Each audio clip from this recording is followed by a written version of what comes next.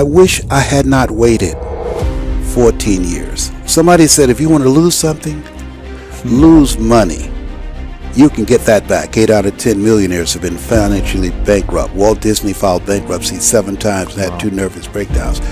But don't lose time. There were 14 years I sat on the sideline. 14 years I said, I don't have an investor in me like Tony Robbins. 14 years that said, I don't have an MBA or a PhD, and I can't compete with these guys. I have the complexion of rejection.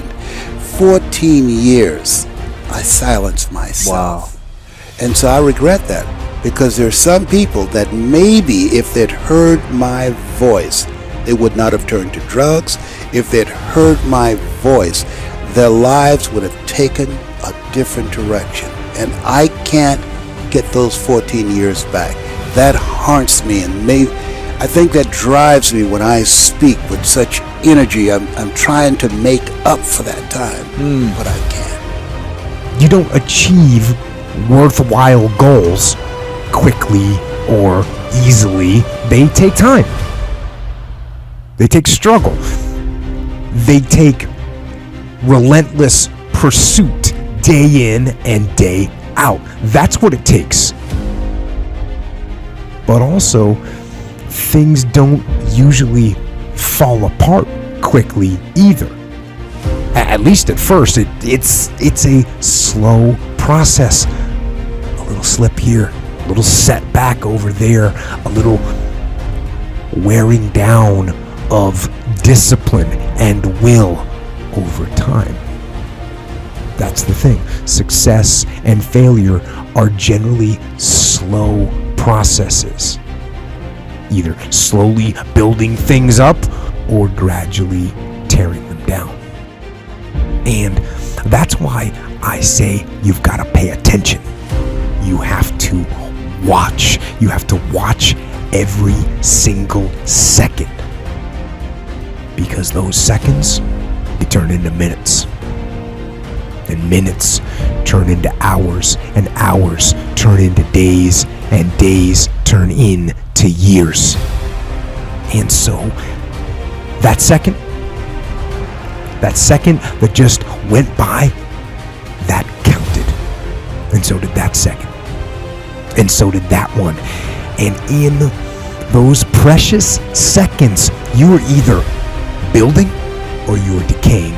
You were either gaining ground or you were losing ground in that second, and in every second. Every second counts. So make every second count. Should be afraid of taking risks and pursuing something meaningful. But you should be more afraid of staying where you are if it's making you miserable. It's like the first thing you want to do is dispense with the idea that you get to have any permanent security outside of your ability to contend and adapt. It's the same issue with children. It's like you're paying a price by sitting there being miserable. You might say, well, the devil I know is better than the one I don't. It's like, don't be so sure of that. The clock is ticking. Yeah, and if you're miserable in your job now and you change nothing, in 5 years you'll be much more miserable and you'll be a lot older. It's a luxury to pursue what makes you happy. It's a moral obligation to pursue what you find meaningful. And that doesn't mean it's easy.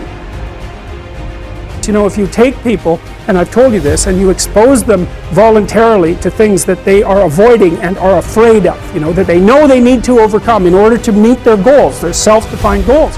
If you can teach people to stand up in the face of the things they're afraid of, they get stronger. And you don't know what the upper limits to that are, because you might ask yourself, like, if for 10 years, if you didn't avoid doing what you knew you needed to do, by your own definitions, right, within the value structure that you've created, to the degree that you've done that, what would you be like? Well, you know, there are remarkable people who come into the world from time to time, and there are people who do find out over decades-long periods what they could be like if they were who they were, if they spoke their being forward. And they get stronger and stronger and stronger, and we don't know the limits to that. We do not know the limits to that.